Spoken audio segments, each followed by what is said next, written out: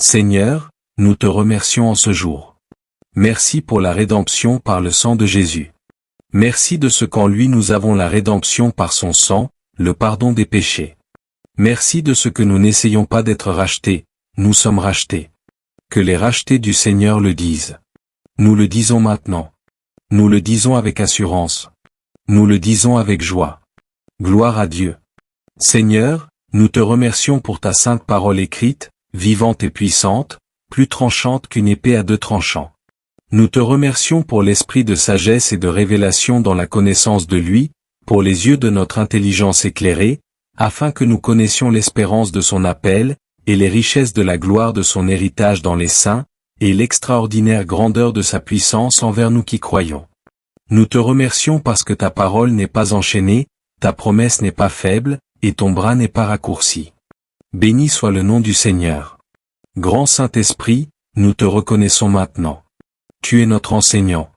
Tu es notre guide dans toute la vérité. Vis pleinement en nous aujourd'hui. Pense à travers mon intelligence. Parle à travers mes lèvres. Révèle la parole à nos esprits. Prends ces vérités de Christ et rends-les réelles. Rends-les lumière. Rends-les vie. L'entrée de tes paroles apporte la lumière. Elle donne l'intelligence aux simples. Nous recevons cette lumière. Nous recevons cette intelligence. Nous la recevons maintenant. Assemblée, dites ceci à haute voix. La foi agit en disant, je reçois aujourd'hui la connaissance de la révélation. Dites-le encore, je reçois aujourd'hui la connaissance de la révélation. Dites-le comme si vous le pensiez vraiment, je reçois aujourd'hui la connaissance de la révélation, au nom de Jésus. Père, nous mettons nos cœurs en accord avec ta parole. Nous nous approchons avec assurance du trône de la grâce pour obtenir miséricorde et trouver grâce afin d'être secourus dans ce temps de besoin. Nous ne venons pas comme des mendiants. Nous venons comme des fils et des filles. Nous ne venons pas en rampant. Nous venons assis avec Christ dans les lieux célestes. Ta parole dit, il nous a ressuscités ensemble et nous a fait asseoir ensemble dans les lieux célestes en Christ Jésus. Éphésiens 2 verset 6. Ce n'est pas un sentiment. C'est un fait. Ce n'est pas pour un jour futur. C'est maintenant. Nous l'acceptons. Nous l'embrassons. Nous prenons notre place. Ce matin, Père, nous réglons notre foi pour voir trois choses. Où nous sommes assis, ce que nous portons, et comment le déclarer. Où nous sommes assis, bien au-dessus de toute principauté, de toute puissance, de toute force et de toute domination, et de tout nom qui peut être nommé. Ce que nous portons, le nom qui est au-dessus de tout nom, l'Esprit qui habite en nous, l'extraordinaire grandeur de ta puissance envers nous qui croyons. Et comment le déclarer? Quiconque dira à cette montagne et ne doutera pas dans son cœur, mais croira que ce qu'il dit arrivera, il verra s'accomplir ce qu'il dit. Marc 11 verset 23. Nous choisissons d'être de ceux qui disent, de ceux qui croient, de ceux qui possèdent. Nous sommes des pratiquants de la parole, et non de simples auditeurs. Maintenant, élevez la voix et dites, je suis un croyant. Je ne suis pas un douteur. Je suis un pratiquant. Je ne suis pas un auditeur oublieux. Je suis assis avec Christ. J'ai l'autorité en son nom. Je marche sur les serpents et les scorpions et sur toute la puissance de l'ennemi. Et rien ne pourra me nuire d'aucune manière. Je règne dans la vie par Jésus-Christ seul. J'ai l'esprit de sagesse et de révélation. Mes yeux sont ouverts. Mon cœur est réceptif. Ma bouche est prête à déclarer la parole de Dieu. Merci, Père, de ce que tu nous as délivrés de l'autorité des ténèbres et que tu nous as transportés dans le royaume de ton Fils bien-aimé. Colossiens 1 verset 13. Merci à Dieu qui nous fait toujours triompher en Christ. 2 Corinthiens 2 verset 14. Nous nous attendons à la lumière. Nous nous attendons à la direction. Nous nous attendons à la liberté. Nous nous attendons à ce que tu as promis. Et nous louons avant de voir, parce qu'en Christ nous avons déjà. Nous déclarons que c'est fait. Nous déclarons que c'est réglé. Nous déclarons que c'est à nous maintenant. Dites-le encore une fois, fort dans votre esprit, je reçois aujourd'hui la connaissance de la révélation, au nom puissant de Jésus. Amen. Et Amen. Maintenant, ouvrons nos Bibles. Éphésiens chapitre 1 à partir du verset 16. Paul a dit, je ne cesse de rendre grâce pour vous, faisant mention de vous dans mes prières, afin que le Dieu de notre Seigneur Jésus-Christ, le Père de gloire, vous donne l'esprit de sagesse et de révélation dans la connaissance de lui, les yeux de votre intelligence étant éclairés, afin que vous sachiez quelle est l'espérance de son appel, et quelles sont les richesses de la gloire de son héritage dans les saints, et quelle est l'extraordinaire grandeur de sa puissance envers nous qui croyons, selon l'efficacité de sa force puissante qu'il a déployée en Christ lorsqu'il l'a ressuscité d'entre les morts et l'a fait asseoir à sa droite dans les lieux célestes, bien au-dessus de toute principauté, de toute puissance, de toute force, de toute domination et de tout nom qui peut être nommé, non seulement dans le siècle présent, mais aussi dans celui à venir, il a tout mis sous ses pieds, et il l'a donné pour chef suprême à l'Église, qui est son corps. La plénitude de celui qui remplit tout en tous. Éphésiens 1 versets 16 à 23. Gloire à Dieu. Là, il y a de quoi crier de joie. Remarquez, la parole dit « bien au-dessus ». Pas juste un peu au-dessus, pas à peine au-dessus. Bien au-dessus. Dites-le à haute voix, bien au-dessus. C'est là que Jésus est assis. C'est là que la tête est assise. Maintenant, Éphésiens chapitre 2 verset 4. Mais Dieu, qui est riche en miséricorde, à cause du grand amour dont il nous a aimés, lorsque nous étions morts par nos péchés, nous a rendus à la vie avec Christ. C'est par grâce que vous êtes sauvés. Il nous a ressuscités ensemble et nous a fait asseoir ensemble dans les lieux célestes en Christ Jésus. Éphésiens 2 versets 4 à 6. Vous avez entendu? Ressuscité ensemble. Quand il a été ressuscité, vous avez été ressuscités. Quand il s'est assis, vous vous êtes assis. Dans la pensée de Dieu, vous étiez en lui. Gloire à Dieu. Vous n'attendez pas une place, vous êtes déjà assis. Pas dans la poussière, mais bien au-dessus. Pas sous les pieds du diable, mais le diable sous les vôtres. Alléluia. Dites avec moi, quand Christ a été ressuscité, j'ai été ressuscité. Quand Christ s'est assis, je me suis assis. Je suis assis avec lui, bien au-dessus de toute principauté et de toute puissance. Amen.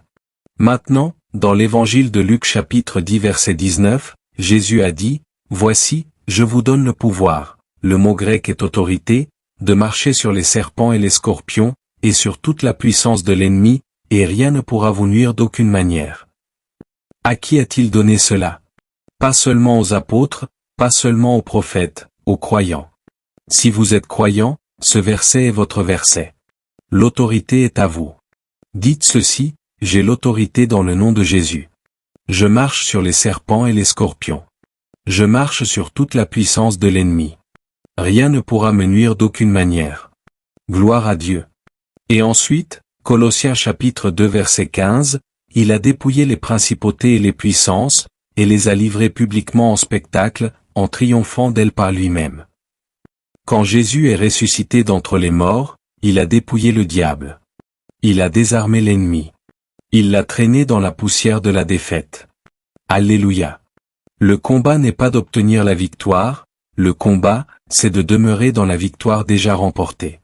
Dites après moi, Jésus a dépouillé les principautés. Jésus a dépouillé les puissances. Jésus a triomphé d'elles. Et je triomphe en lui aujourd'hui. Gloire à Dieu. Voilà notre position, et voilà notre domaine d'action, pas ici-bas en mendiant, pas ici-bas en gémissant, mais assis avec Christ, régnant dans la vie, exerçant l'autorité en son nom puissant. Amen. Maintenant, remarquez cette vérité, la position vient avant la requête. Avant de prier, avant de demander, avant de crier, vous devez savoir où vous êtes assis. Trop souvent, l'Église a prié depuis le mauvais endroit. Trop souvent, les chrétiens sont à terre, suppliant Dieu de faire quelque chose contre le diable. Mais la parole dit, il nous a ressuscités ensemble et nous a fait asseoir ensemble dans les lieux célestes en Christ Jésus. Éphésiens 2 verset 6. Dites-le à haute voix, je suis assis avec Christ. Je suis assis dans l'autorité. Je suis assis dans la victoire. Quand vous savez où vous êtes assis, vous savez comment prier. Quand vous savez où vous êtes assis, vous priez depuis le triomphe, et non pour le triomphe. Vous priez depuis le trône, et non vers le trône. La prière devient puissante lorsqu'elle découle de votre position. Amen. Réfléchissez, là où la tête est, le corps est aussi. Christ est la tête, nous sommes son corps. La tête peut-elle être assise au ciel pendant que le corps rampe encore dans la poussière? Non. Si la tête est couronnée, alors le corps est couronné. S'il est assis bien au-dessus, alors vous êtes assis bien au-dessus. Gloire à Dieu. Dites encore avec moi, parce qu'il est assis, je suis assis. Parce qu'il est bien au-dessus, je suis bien au-dessus. Parce qu'il règne, je règne en lui. Voyez-vous, trop de croyants commencent leur journée en demandant de la puissance, en suppliant pour la victoire, en espérant de la force. Mais Paul n'a pas prié pour que vous l'obteniez. Il a prié pour que vous sachiez ce que vous avez déjà. Il a prié afin que les yeux de votre intelligence soient éclairés, afin que vous connaissiez ce qui est à vous en Christ. Alléluia. Donc, avant de faire une requête, prenez votre position. Avant de demander, asseyez-vous. Asseyez-vous là où il vous a placé. Asseyez-vous en Christ. Asseyez-vous dans la victoire. Asseyez-vous dans l'autorité. Maintenant, élevez la voix avec moi et déclarez, je n'essaie pas d'atteindre le trône. Je suis assis au trône. Je ne supplie pas pour la puissance, j'ai l'autorité en son nom. Je ne suis pas en dessous, je suis au-dessus. Je ne suis pas vaincu, je suis victorieux. Je suis assis avec Christ, bien au-dessus de toute principauté et de toute puissance. Gloire à Dieu. Voilà votre position. Quand vous voyez votre position, votre requête prend une force entièrement nouvelle. La prière n'est pas une supplication, c'est une action de gouvernement. C'est faire appliquer la victoire de Christ. C'est parler depuis votre position en lui. Amen et amen. Maintenant, laissez-moi vous montrer quelque chose. L'autorité n'est pas quelque chose que l'on fabrique. Elle n'est pas autogénérée. Elle ne dépend pas de ce que vous ressentez quand vous vous réveillez le matin. L'autorité est déléguée. L'autorité est donnée. Jésus a dit dans Matthieu chapitre 28 verset 18, « Toute autorité m'a été donnée dans le ciel et sur la terre. » Allez donc. Avez-vous remarqué? Il ne l'a pas gardé pour lui. Il a dit, « Allez. » Il a délégué son autorité à l'Église. Alléluia. Voyez-vous, l'autorité, c'est une puissance déléguée. Un policier peut se tenir au milieu d'une rue très fréquentée. Il peut lever la main, et des tonnes d'automobiles grincent et s'arrêtent net. Il n'a pas la force de les arrêter physiquement. Il n'a pas les muscles pour les retenir, mais il a l'insigne. Derrière cet insigne se tient tout le gouvernement, toute l'autorité de la loi. Et quand cet insigne se lève, les voitures obéissent. Maintenant, écoutez-moi, votre autorité en Christ est plus grande que cet insigne. Derrière votre autorité se tient le trône du Dieu Tout-Puissant. Derrière votre autorité se tient le vainqueur, Jésus-Christ. Derrière votre autorité se tiennent le sang, la parole, et l'esprit du Dieu vivant. Quand vous dites, stop, le diable doit s'arrêter. Quand vous dites, va, il doit partir. Il ne vous écoute pas à cause de vous, il écoute à cause de celui qui se tient derrière vous, en vous. Gloire à Dieu. Dites-le à haute voix, mon autorité n'est pas dans ma force. Mon autorité n'est pas dans mes sentiments. Mon autorité est en Jésus-Christ. Dieu lui-même soutient mes paroles quand je parle sa parole au nom de Jésus. Et n'oubliez jamais ceci, les sentiments n'ont rien à voir avec ça. Trop de croyants disent, eh bien, je ne me sens pas avoir d'autorité aujourd'hui. Mais le policier non plus ne se sent pas fort tous les matins. Peu importe qu'il se sente faible ou fatigué, l'insigne fonctionne toujours. L'autorité n'est pas fondée sur les sentiments. L'autorité est fondée sur la position. Vous êtes assis avec Christ. Vous êtes soutenu par le trône du ciel. Vous êtes équipé de son nom.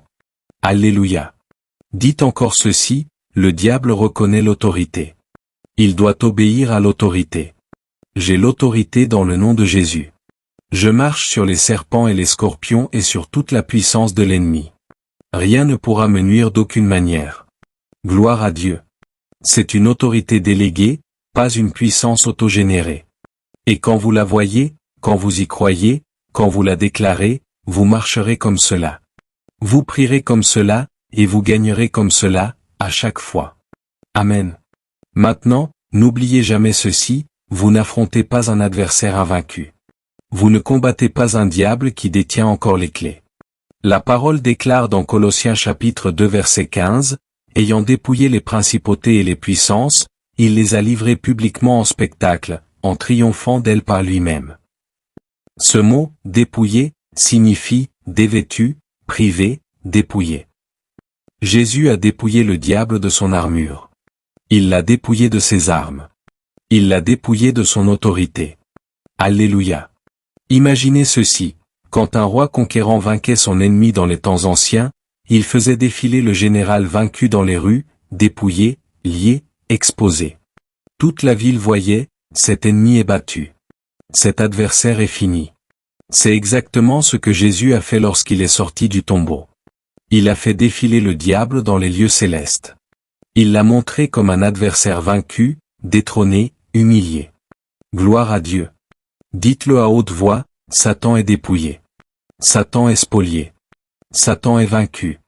Jésus a triomphé de lui. Et je triomphe en Christ aujourd'hui. Hébreux chapitre 2 verset 14 dit que, par la mort, il a rendu impuissant celui qui avait la puissance de la mort, c'est-à-dire le diable. Ne vous méprenez pas sur ce mot, détruire. Il ne signifie pas anéantir. Il signifie rendre impuissant, paralysé, privé de capacité. Le diable est paralysé face au croyant qui connaît ses droits. Le diable est impuissant face à l'enfant de Dieu qui se tient dans le nom de Jésus. Le diable est sous vos pieds parce que vous êtes assis avec Christ, bien au-dessus. Alléluia. Dites-le encore une fois, le diable est vaincu. Le diable est détrôné. Le diable est sous mes pieds. Christ a remporté la victoire, et je marche dans cette victoire aujourd'hui. Gloire à Dieu. Voilà ce que Christ a fait à l'ennemi. Il l'a dépouillé. Il l'a spolié. Il a triomphé de lui. Et ce triomphe est votre triomphe. Cette victoire est votre victoire. Cette autorité est votre autorité, ici même, maintenant. Amen. Maintenant, nous avons vu ce que Christ a fait à l'ennemi, il l'a dépouillé, il l'a spolié, il a triomphé de lui. Mais voici la question, que faites-vous, vous, avec l'ennemi? Parce que même s'il est vaincu, il reste un trompeur. Il reste un menteur. Il essaiera de vous intimider et de vous faire sortir de votre héritage, si vous le laissez faire. Jacques chapitre 4 verset 7 nous le dit clairement, résistez au diable, et il fuira loin de vous. Remarquez, il n'est pas dit, priez pour que Dieu résiste au diable à votre place. Non. Il est dit, vous résistez au diable, et il fuira loin de vous. C'est vous qui devez vous lever et dire, stop, au nom de Jésus. Pierre a dit dans une Pierre chapitre 5 versets 8 et 9, votre adversaire, le diable, comme un lion rugissant, rôde, cherchant qui il pourra dévorer. Résistez-lui avec une foi ferme. Il cherche qui il peut dévorer. Cela signifie qu'il ne peut pas dévorer tout le monde. Il ne peut pas dévorer celui qui connaît son autorité. Il ne peut pas dévorer celui qui lui résiste. Alléluia. Dites après moi, je ne suis pas quelqu'un qu'il peut dévorer. Je lui résiste par la foi. Je me tiens dans mon autorité. Il fuit loin de moi, terrorisé. Savez-vous ce que signifie ce mot, fuir, en grec? Cela signifie, s'enfuir en courant, comme saisi de terreur. Le diable ne s'en va pas tranquillement. Il ne s'éloigne pas lentement. Il s'enfuit terrorisé. Quand l'enfant de Dieu dit, « Diable, retire tes mains de mon esprit, de ma famille, de mes finances, de mon corps, au nom de Jésus », vous n'avez pas besoin de crier. Vous n'avez pas besoin de hurler. Vous avez juste besoin de connaître vos droits et de les exercer. Ce n'est pas le volume de votre voix, c'est l'autorité du nom. Ce n'est pas votre force, c'est l'insigne que vous portez. Alléluia. Dites-le encore, je résiste au diable, et il fuit loin de moi. Je marche sur les serpents et les scorpions. Je marche dans la victoire chaque jour. Le diable est sous mes pieds, et c'est moi qui l'y mets au nom de Jésus. Gloire à Dieu. Voilà ce que vous faites avec l'ennemi. Vous ne suppliez pas Dieu de le déplacer. Vous ne pleurez pas et ne plaidez pas pour être délivré. Vous résistez. Vous marchez dessus. Vous parlez. Vous tenez ferme. Et quand vous le faites, il s'enfuit, terrorisé, parce qu'il sait que vous connaissez votre autorité. Amen. Amen. Amen. Parfois, des gens entendent parler d'autorité, entendent parler du fait d'être assis avec Christ, et ils disent, frère Hagen, je ne vois pas très bien. Alors, laissez-moi vous donner deux grandes images, deux analogies simples qui rendent cela clair.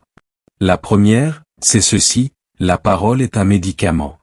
Proverbe chapitre 4 versets 20 à 22 dit, « Mon fils, sois attentif à mes paroles, prête l'oreille à mes discours. Qu'ils ne s'éloignent pas de tes yeux, garde-les dans le milieu de ton cœur, car ils sont la vie pour ceux qui les trouvent, et la santé pour toute leur chair. » Une traduction dit, un médicament pour toute leur chair. Gloire à Dieu. Écoutez, un médicament ne vous aidera pas si vous le laissez sur l'étagère. Vous devez le prendre selon les instructions. Vous n'avalez pas le flacon entier d'un seul coup. Vous prenez votre dose chaque jour. De la même manière, la parole de Dieu est un médicament. Vous prenez une dose chaque matin. Vous prenez une dose chaque soir.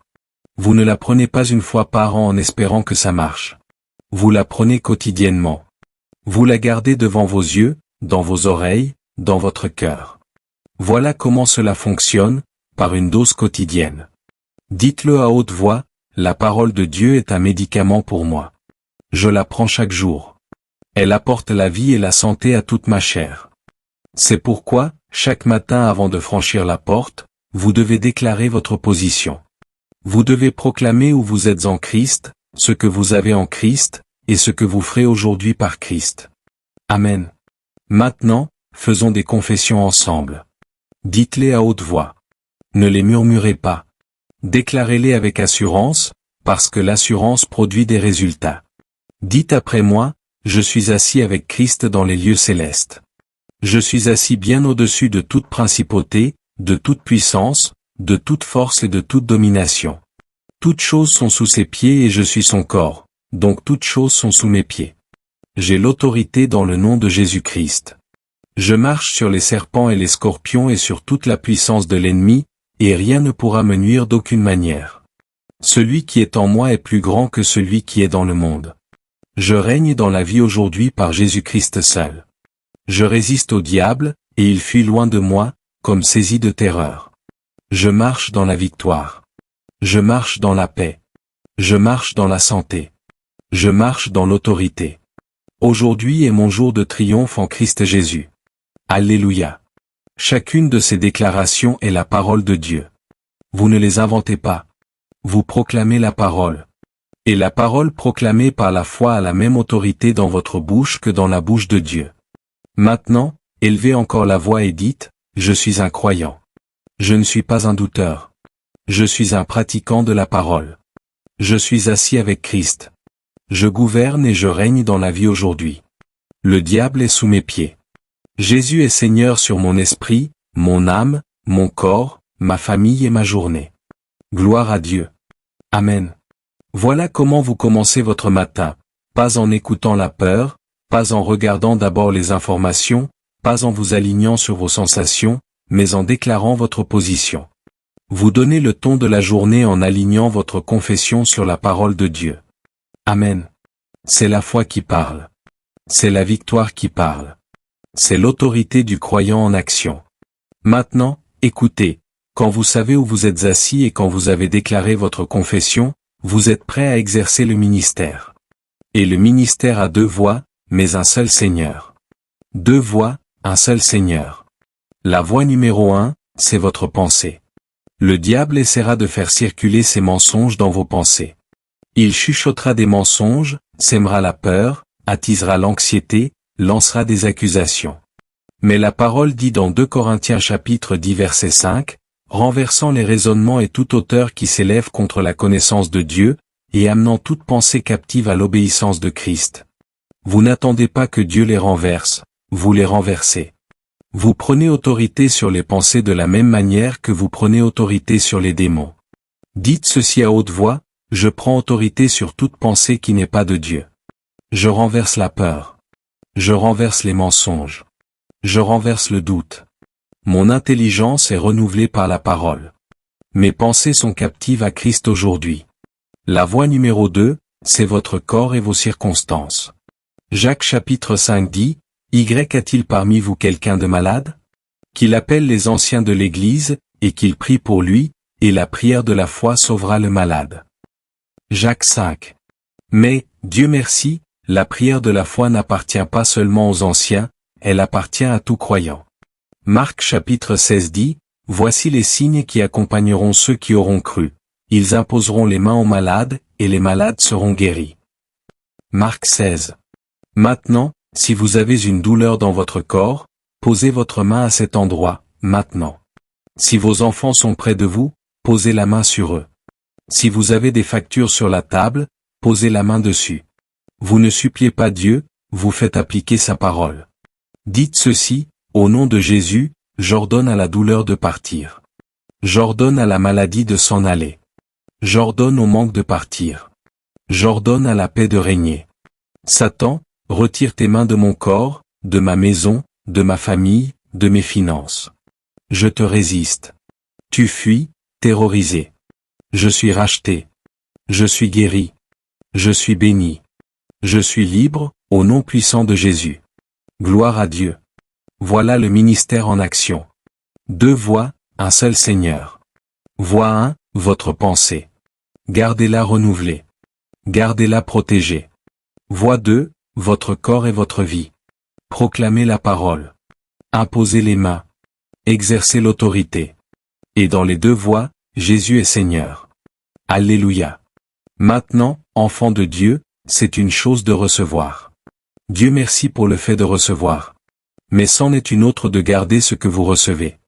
Trop de gens viennent à une réunion, sont guéris, sont bénis, sont délivrés, puis quelques jours plus tard ils disent, « Eh bien, frère Hagen, je l'ai perdu. » Non, vous ne l'avez pas perdu, vous l'avez laissé glisser. Vous n'avez pas tenu ferme. Hébreux chapitre 10 verset 23 dit, « Retenons fermement la confession de notre espérance sans fléchir, car celui qui a fait la promesse est fidèle. » Hébreux 10 verset 23. Tenir ferme, cela veut dire garder une prise ferme. Cela veut dire ne pas lâcher. Cela veut dire maintenir votre confession, quoi que vous voyiez, quoi que vous ressentiez. Le diable est un voleur. Jean chapitre 10 verset 10 dit, « Le voleur ne vient que pour dérober, égorger et détruire. » Jean 10 verset 10. Il essaiera de voler votre guérison avec un symptôme. Il essaiera de voler votre paix avec une pensée. Il essaiera de voler votre bénédiction avec un contretemps. Mais vous répondez par la parole. Vous dites, « Non, diable, pas question.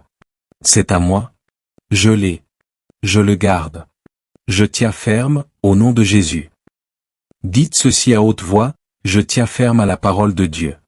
Je tiens ferme à ma confession. Je tiens ferme à ma guérison.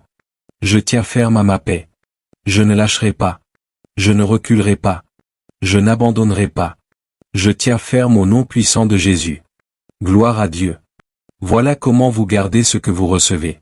Vous tenez ferme. Vous continuez à confesser. Vous continuez à tenir.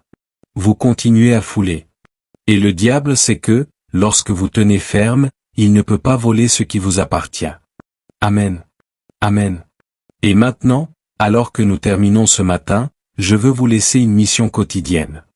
Pas quelque chose de lourd, pas quelque chose de pénible, mais 3 étapes simples qui vous ancreront dans la victoire chaque jour. Numéro 1, lisez chaque jour les prières d'Éphésiens. Éphésiens chapitre 1 verset 16 à 23, et Éphésiens chapitre 3 verset 14 à 20. Priez-les pour vous-même. Mettez-y votre nom. Dites, Père, donne-moi l'esprit de sagesse et de révélation. Dites, Père, fortifie-moi avec puissance par ton esprit dans mon être intérieur. Quand vous priez ces prières, la lumière viendra. La révélation viendra. La foi grandira. Numéro 2, déclarez Luc chapitre 10 verset 19 avant de quitter la maison. Ne franchissez pas la porte avant de l'avoir dit, « Voici, j'ai l'autorité de marcher sur les serpents et les scorpions et sur toute la puissance de l'ennemi, et rien ne pourra me nuire d'aucune manière. » Dites-le chaque matin. Dites-le à haute voix. Que le diable l'entende. Que le ciel l'entende. Que vos propres oreilles l'entendent. Numéro 3, pratiquez-le. Avant d'entrer dans la journée, prenez une minute entière pour nommer le combat, donner l'ordre, et remercier Dieu pour la victoire. Cela peut être la peur. Cela peut être les finances. Cela peut être une situation familiale. Nommez-le, Ordonnez-lui de s'aligner sur la parole, puis passez le reste de cette minute à remercier Dieu que c'est fait. Voilà la marche de la foi. Voilà comment vous gardez l'ennemi sous vos pieds.